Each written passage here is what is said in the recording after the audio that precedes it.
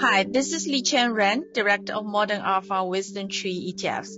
Welcome to China of Tomorrow podcast series, where we navigate China, India, Japan, and the broader emerging markets with members of Wisdom Tree and other industry leaders. Today is February 26, 2024. We have Professor and Chinese historian, historian on China, Professor Lawrence Zhang, Zhang Lexiang from Hong Kong, to talk about his book on government sale of jobs in Qing Dynasty China. The title is Power for a Price, the Purchase of Official Appointments in Qing China. First, quick comment on China. For people who are familiar with our podcast, we've been talking about, many aspects of China, and I think the market was slightly more positive last few weeks on China.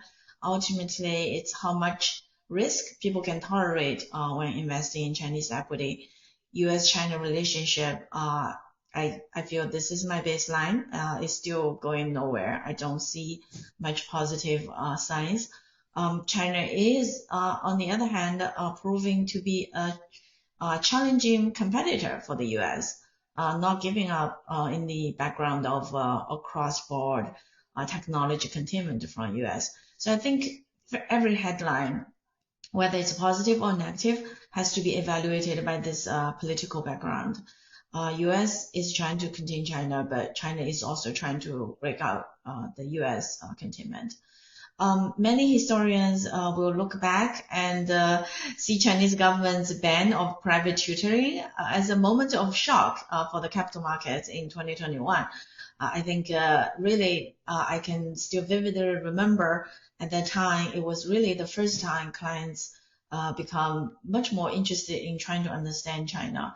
I think before that, most people still don't think about China as a kind of a separate a place where things happen quite differently. Even though COVID, has shown China and the rest of the world has a different way of handling same challenge. So I think many outside China probably couldn't quite fathom how the exam system figure into everyday life in Chinese society in the past and now. And I myself went through the step-by-step the exam and test system. On the other hand, there are several loosening of those systems. People who are very well off can go to private schools in China, but the cost is very high for high quality private, and people who are very well off can send their kids to US or other places for education. But for the majority of Chinese, which is what decides what's happening in China, exams are extremely important part of life. Not just in particularly in getting a job in the older days.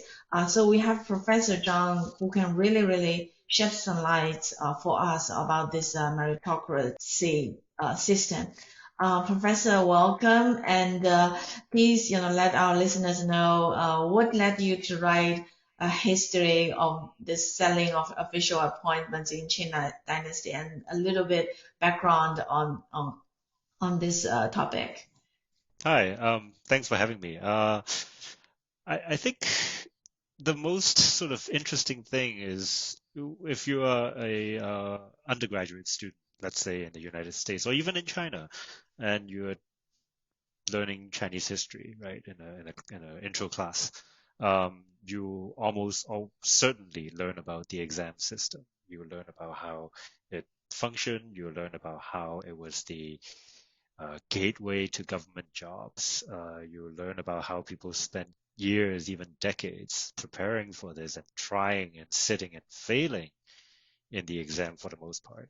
And the successful few became important government officials. And in that way, it's kind of echoes today's education system, right? The sort of winner takes all, and then the losers, spend a lot of time and effort and get nothing out of it. So you learn about that. And I realized in a conversation with my advisor, and then afterwards doing more reading, that there was this other system during the Qing Dynasty anyway that was very popular and legal and open to public, which was this system of that allows you to buy offices from the government directly. It was authorized by the emperors. It was totally legal, and the prices were clear for everyone to see. You didn't have to have passed the exams to participate and to buy offices. So, that was a bit of a shock for me, right? And I was like, okay, was I the only one who didn't know about this? And turns out almost nobody knew about this. The last book at that time, anyway, the last book that had been written on this subject was from 1950, uh, which was, well, 50 something years ago at that point. So I was like, okay, I need to work on this because nobody else has. So yeah, I think I was going to make a joke. I think probably because we are all kind of poor, the rich people definitely know about this system. I think Well, if you it's you can I think it's pretty prevalent if you look at like a human history. I've known some yeah. officials that becomes permanent, but if you look back and actually he bought the first appointment through paying for it instead of the test. Yeah, but that's the thing, right? I mean, you are suggesting, rich people now know about it, but in some ways, we do have these kind of systems. I mean, U.S. college admission for legacy students, for example. I mean, it's not quite directly buying, positions for students, but it does look a lot like that as well, right? People who Yeah, you already have a can step in. donate it to Yeah. schools and then Yeah. get a little favor in the entrance. Yeah, but the thing is that the remarkable thing about this system, and it's similar to places like France, for example, or the UK in their army, which was that all of this was totally legal and is totally above board, and none of this was, money under the table, right? Which is very different from most systems of buying offices today, which tend to be illegal, like the Xu Caihou affair in China, for example, a few years ago with the PLA selling jobs in the PLA, it was all illegal, and the money went to the people who sold the offices, right? It went to their bank account, their Swiss bank account, or wherever. But in this case that I'm talking about, the government was the one that collected the money. So it was a way for them to raise money from rich people in the country, really, and not so much a scheme to enrich private officials who were just corrupt. Yeah, so that's, I think, quite an important distinction. Yeah, if you actually, you are on Twitter as well, and sometimes we see some of the things you share. We see some of the corruption cases that when the details came out, there will be some lines as not explicitly of Communist Party of some of them buying and selling jobs, but indirectly, if you read it between the lines, that's exactly what it's saying. Government officials pay really heavy bribe to top officials so that they themselves or their family can get a government job, a cushy government job. So what did you find? How did first, what did you find? And secondly, how difficult to do Chinese history research now, as the Chinese government is quite controlling in how history is told. What did I find? Well, one thing I found was that among all the civil officials, and I'm doing an estimate here, right? Among all the civil officials at the time, maybe something like a quarter to a half had used purchase at some point in their career, depending on the time period and the rank of the people you're talking about. Um, the higher rank you go, the more likely you actually were to have used purchase at some point, because it's not just about buying an entrance ticket. So you're not just buying a step in, but let's say you are a county magistrate, so the equivalent of a mayor or something like that today, right? And you want to buy a promotion, and it's possible for you to buy a promotion. So you pay money to the government to get yourself that promotion, because going from a county to a prefecture was a big jump in the Qing civil service. So the longer you spend time in the system, the more likely you would have to use that system to buy offices. Because otherwise, if someone else is doing it and you're not, well, you're going to fall behind. So it's a way for the government to sort of squeeze money out of these officials, which, has implications about how corrupt they might be in their job, trying to get money back from the people. But that's a different topic. And I also found something very interesting was kids of official families. So high officials would buy jobs for their children as young as 2 or 3 year olds. Um, so little boys were getting jobs bought for them by their dads or grandfathers because it's a way in, and and it's still true today. Being an official was such a powerful position in society, right? It brought prestige, it brought wealth, it brought everything. You really desire it. And the ones who are most invested in it are the ones who already have a step in government, which is still true today. I mean, if you're in private enterprise, you don't necessarily want a job in government, but if you're already in government, you want your kids to go. So yeah, high Actually, incentives to do in that. those kind of cases, do the kids actually go to the job, or like what kinds of jobs that the kids get? Well, so you get put on a waiting list when you buy something. So when you pay for it, you don't get it immediately because there's a Okay, finite number of jobs, right? So you get put got on a it. waiting list. But in the case that I'm looking at, that I'm thinking about, they don't know when the next time the government would be open to another round of sales. So it's not permanent. Like it's not like you can just go every day and bought a job. And at that time in the late 18th century, the government sometimes opens it up for purchase, and then they'll shut it down for like 5, 10 years, and then you get another chance. So if your kid is 5 years old and you miss this chance, you have to wait till he's 10, then he's much later on the waiting list, and you're like, I just wasted 5 years. So you don't want to do that. So you go. Yeah. No, I actually when you mentioned it buying for kids, my mind immediately jumps to in China, many families also bought houses for their grandkids.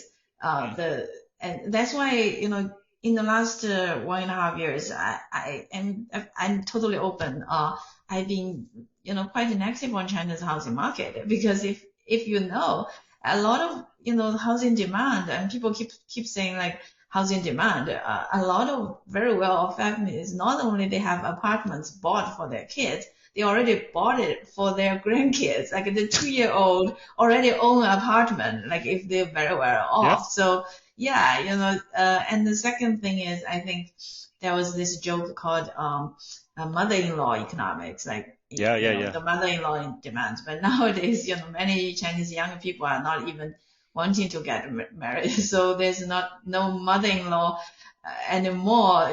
Don't forget about the mother-in-law economics in housing. So in some way, I guess buying a government job also raises the kids' future marriage prospect because I read some of Definitely. the yeah. Yeah. Sorry. Keep So going. yeah, how difficult to do uh like Chinese history research now, like in Uh, terms of good Good access. question. Yeah. I think it depends on the topic, right? If you work on, borderland regions, it might be kind of difficult. You can't go to like if you're an American, for example, you want to go to Xinjiang and talk to the locals about anything really. I think it's quite difficult now. Same thing for Tibet and some other areas. For topics like mine, archival access are still open. I don't think there's much restriction, but not everything gets to print in China. So, depending on your topic and how you talk about it, it could or could not be. I don't have a good sense on exactly how difficult or easy it is. It's very case by case, I think. Yeah. Okay. Is there any trend in getting, I think at least 5 years back, there is definitely a trend in getting way more archives to digitalize and open. But I don't know, this is just anecdotal feeling, but I feel this is slowed down a little bit. So for example, when I look at some of my personal interest is very much about the financial, Chinese financial history. Hmm. Hmm. Um, and many of the archives are digitalized and open for access from Hong Kong's universities. But for the similar archive, even from the same person, like in Shanghai or Shanghai Library, usually they are not online. You have to go in person. I think 5 years back, there is this feeling that China will be much more open, put a lot of these archives online and digitalized so everybody can see it. I don't know, like in the last couple of years, I definitely like anecdotally feel a little bit slowed down. But do you see in your field?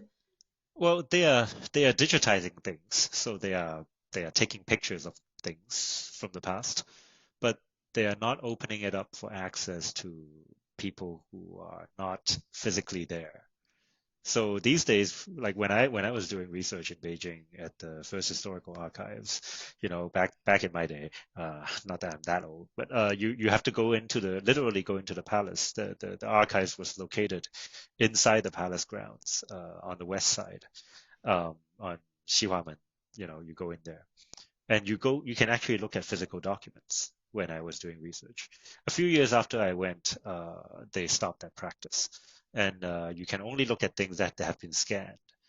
And it's still true today, and none of that has been made available online. The archives in Taiwan have done that, so they have made their collections online and for free. So you can just look online now and find everything, at least everything they have scanned, which is great because back then I also had to go to Taipei to do my research. Um, Yeah, yeah, so, no, and, I they've been definitely closing, can. sorry. Go ahead. Yes. Yeah, they've been closing down access to even like data, like survey data for like financial stuff, right? In recent years, in the last couple of years. And so, you know, you're getting less and less of those market data from China for current I market think data. for now, it's it's a little bit complicated. Like if you use kind of VPN domestic service, you can still have some access. But if you are Ah, from outside, I think it's a little bit I wish and hope is that I do know they are being scanned, but indeed from Taiwan and Hong Kong, the archives are open to see. Like I was looking up mhm, a person for a friend, and I just quickly, look it through that, the historical records. But for China, like his mom graduated from 1920s, like a Nankai mm, middle school, which is a very famous middle school.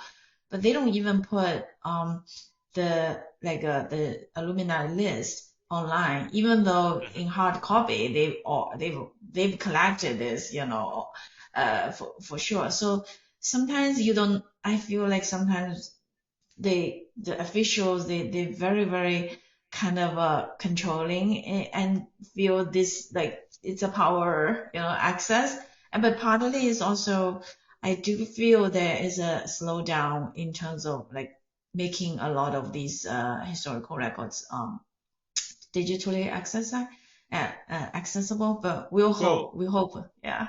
I mean, there's no incentive for them to open it up, right? If anything bad happens, it's their fault. If you used it for something you're not supposed to, but if they shut down access, nothing bad could happen. So why keep it open? Yeah, Yeah, the that's a incentives are not difficulty. there. The incentive is Yeah, not there, and that's yeah. why sometimes I feel that you know being able to see it in Hong Kong and Taiwan sometimes put a little bit of pressure. People will bring like, look, all these are Uh, completely open in Taiwan and Hong Kong mainland is, I, I, I, I don't think they care. I know. In terms of can you share some interesting stories on some historical figures that you uncovered who bought, these job appointments? So, the there were lots of officials who bought, jobs of various kinds. And the thing is, one story that I found pretty interesting, aside from the one where, the family was, this guy was literally buying for his kids who were little children, offices. One story that was particularly interesting was someone who worked at the office that handled the purchases. So this is what's called 专拿房 in Chinese. So literally the bureau for purchasing offices. And so people would come to their it's like the DMV, right? So they come and they get their papers stamped and pay the money and they get certified. The guy who worked there wanted to buy an office for his kids. But the window was closing, so the deadline was approaching, and he didn't have enough cash. And because you need to pay cash to order in order to affect the purchase. And a lot of these people, they have money tied up in land or buildings or pawn shops. They don't have liquid capital, right? So one of the things they had to do was to leverage, some kind of a loan or something like that to get enough liquidity to pay for these things. So it was a way for the government in some ways to also borrow money in some ways for the future through these individuals. So, but what this guy did was he asked his two underlings, people who work for him in the same bureau, for a loan, which is totally against the rules. You cannot borrow money from people you work with in the Qing government. And of course, it got found out. He lost his job. And I think the two underlings didn't lose their job. They got punished, but they weren't like totally, cashiered because, your boss asked you for a loan. Can you really say no? I mean, they were kind of forced to give him money, right? So, but it also shows you how desperate people were to want to buy this office because, he was running a big risk, but he still did it. Yeah. That's amazing because I have to say, even before I did a quick research on the book just so that we have a good conversation. So I do know this is very prevalent, but when you mentioned 1/4 or 1/2, that's really way more than I thought about the prevalence of this transactions. Mm-hmm. Yeah, and the thing is also we tend to imagine, at least in the past, other scholars, the way they talk about it was the old version of this story was, you compete through the exams, right? And then after you pass the exams, you get to be an official, and then your career is set.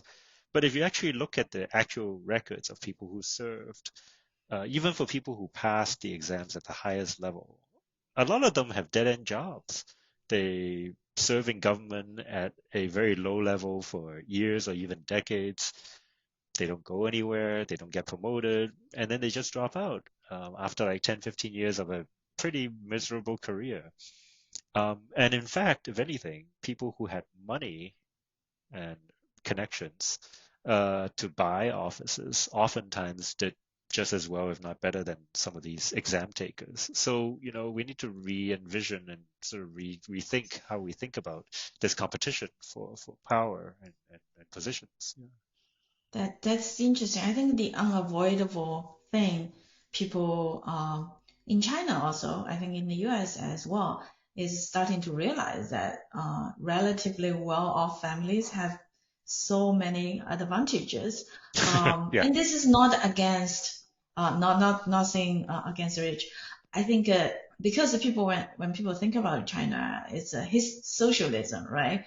And for people like me who live through there, and then I just always kind of laugh at this idea that China is very equal. But first, from Gini index, China is not that equal, and uh, the inequality is definitely closer to 0.5, depends on the Gini index, which is higher, more unequal than in the US. If you feel US is unequal. Secondly, there is this narrative like the inequality really started after reform and opening. Like China is still, if you look at the narrative, there are still many people who buy into this idea that the inequality was started by the market economy, that before 1978 China was not that unequal.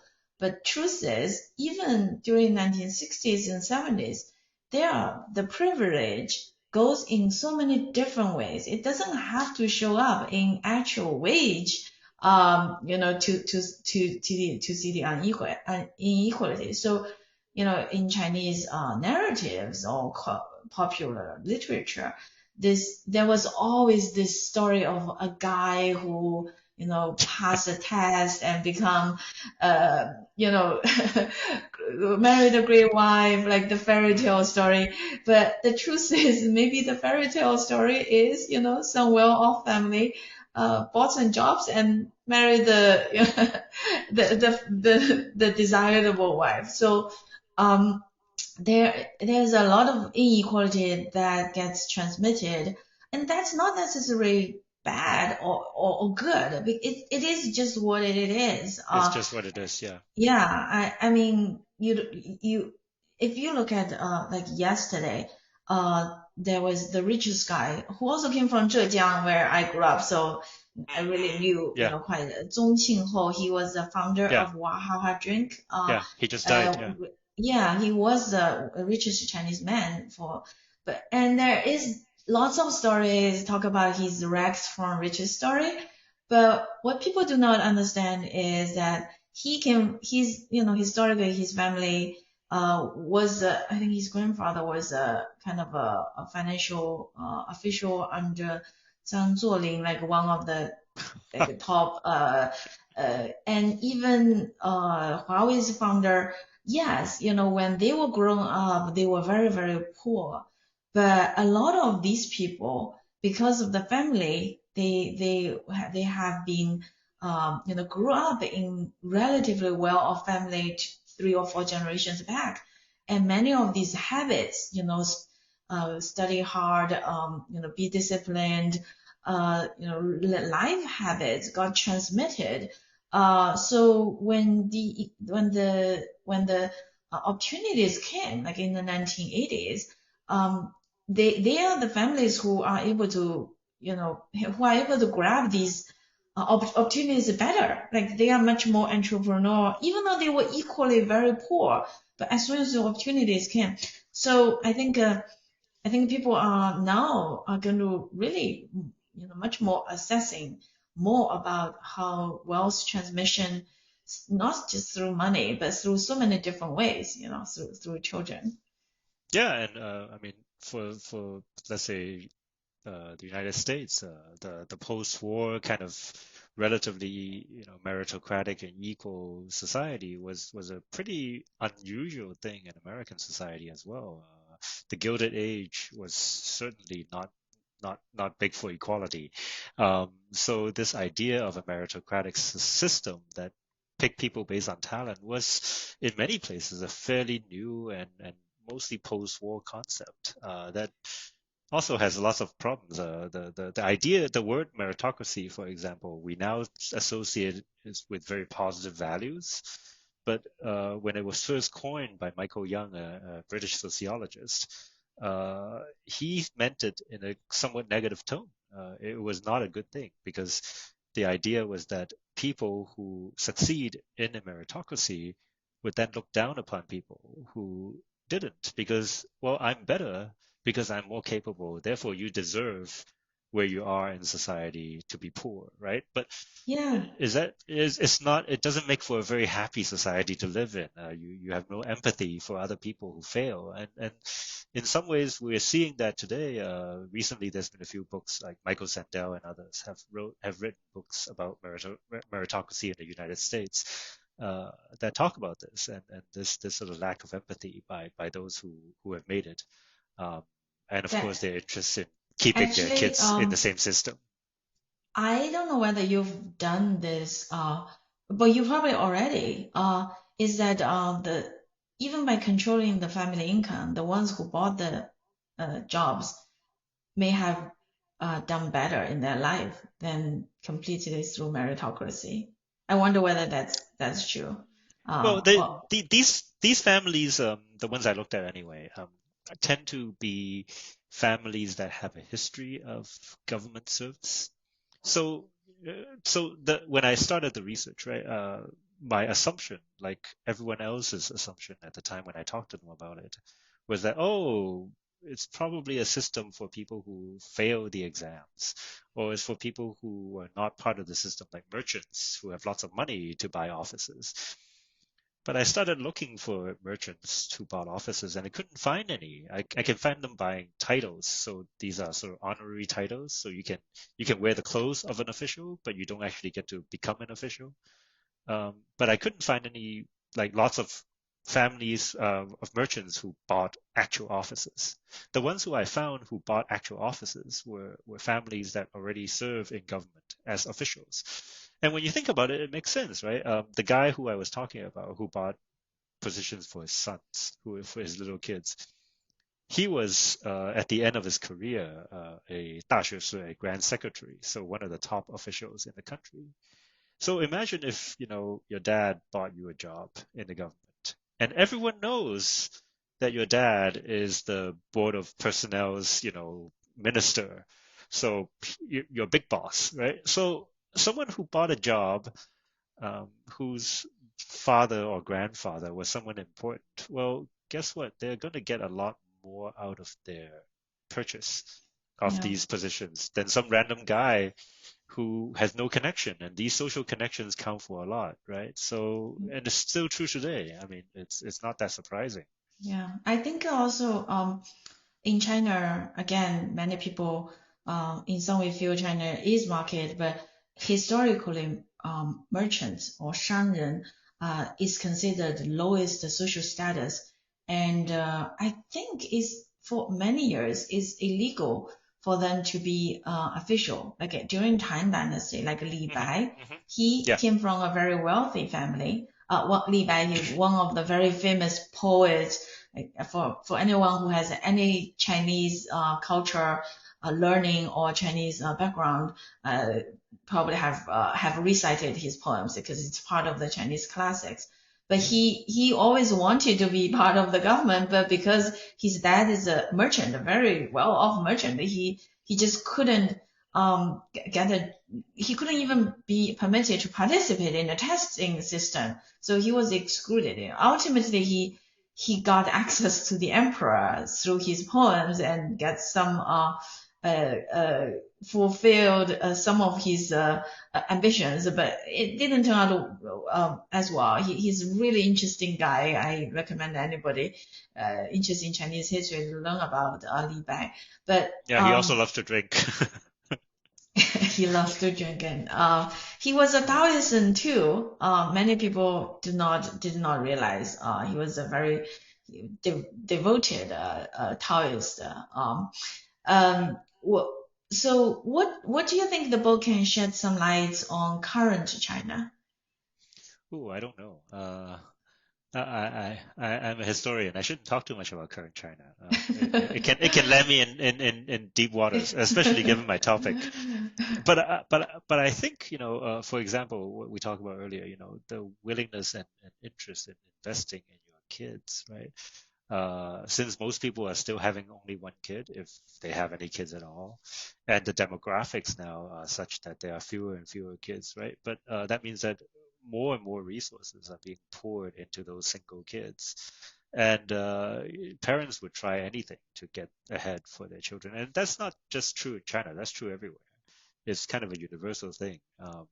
The competition for US college admissions is very similar, and it's an arms race among parents. So any kind of legal or maybe sometimes semi-legal pathways people will take if they exist. Thank And you. Yeah, this is yeah, great.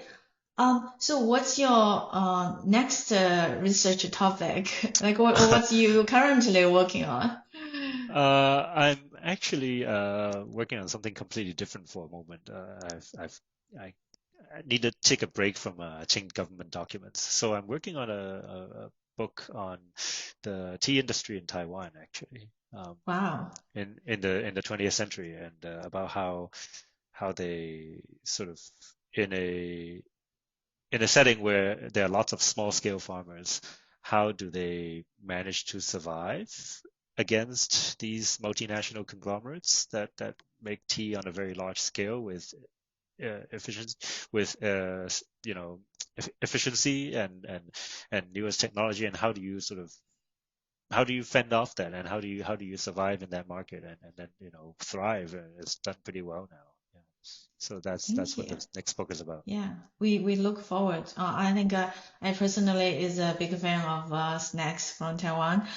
So definitely look forward. I think they're very innovative in coming out different snacks and tea. I mean, traditionally, mainland is famous for tea, but actually many of these top quality brands in existence is Taiwanese, from Taiwan right now. Yeah, So and actually, the modern way of drinking tea that you see in the mainland is mostly a 1970s Taiwanese invention or reinvention of traditional methods of brewing tea, wow, and that's really interesting.